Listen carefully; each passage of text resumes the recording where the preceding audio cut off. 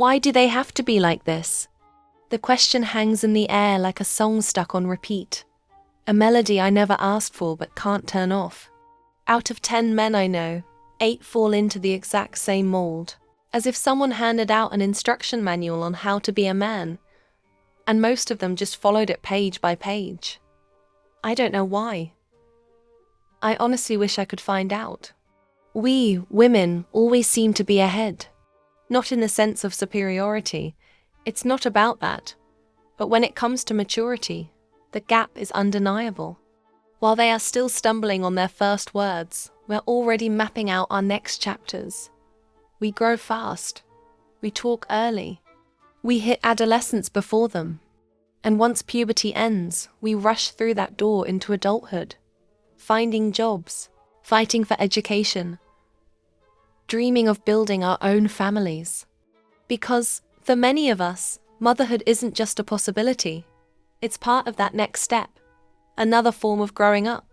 That's the word that weighs everything down. Maturity. Or maybe, to be more precise, the lack of it. How many boys have I seen who simply never wake up? How many grown men have I met who refuse to take even the smallest step toward responsibility? Work, love, their own future. Men in their 30s still glued to their mother's kitchens, waiting for food, waiting for laundry, waiting for care. I don't want to make this sound like a universal law, but I can't help but notice. I see it over and over again. People I know reaching the finish line of something important, only to collapse on purpose. They say they're tired or not ready, or that the timing isn't right. Meanwhile, we women are already there, already fighting, already doing. I remember the stages. The girls in school already menstruating, adjusting their first bras, putting their Barbie dolls back in the closet. While they, the boys, stayed frozen in their little worlds of video games and plastic action figures. A cartoon scene, if it weren't so tragic. In adolescence, when we start choosing futures, they throw their studies out the window like crumpled paper. I'll figure it out later, they say. But later never arrives. And when the time finally comes to step forward, to enter college, to leave it, to grow in a company, to buy a car, to start a job, to take life in their hands, they hesitate. They shrink back as if every decision were a boulder pressing down on their chest.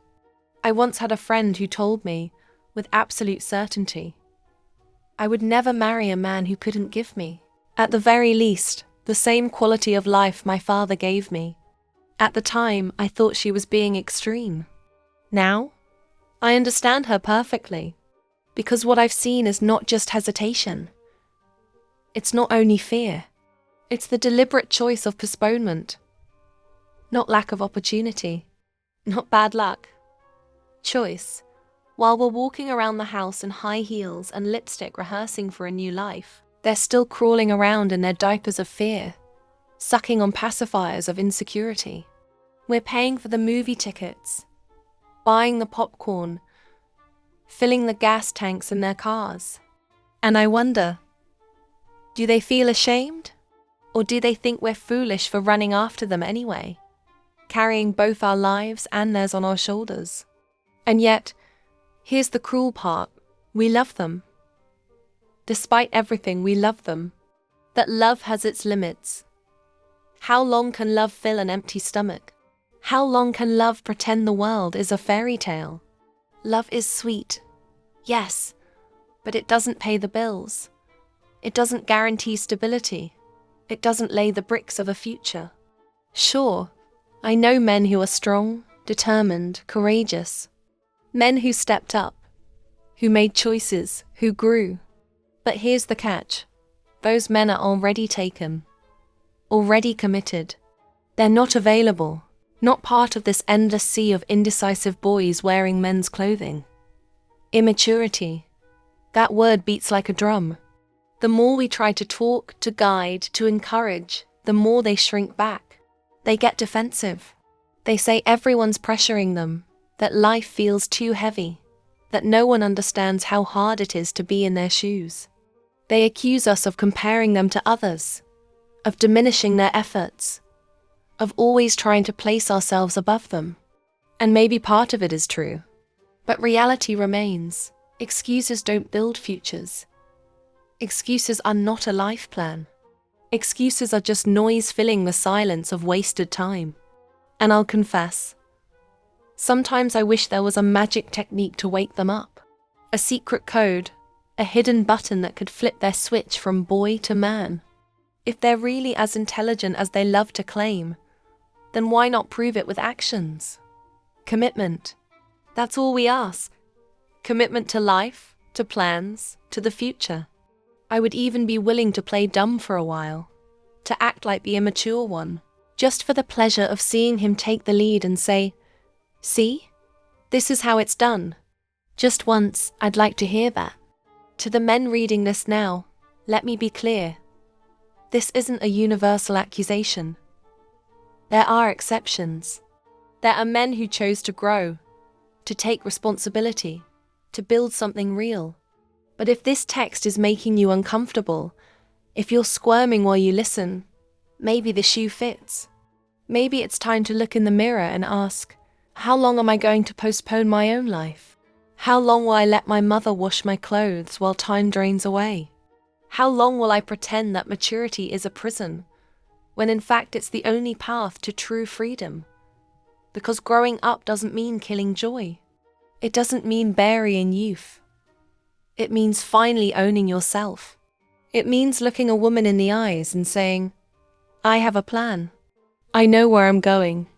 And I want you with me.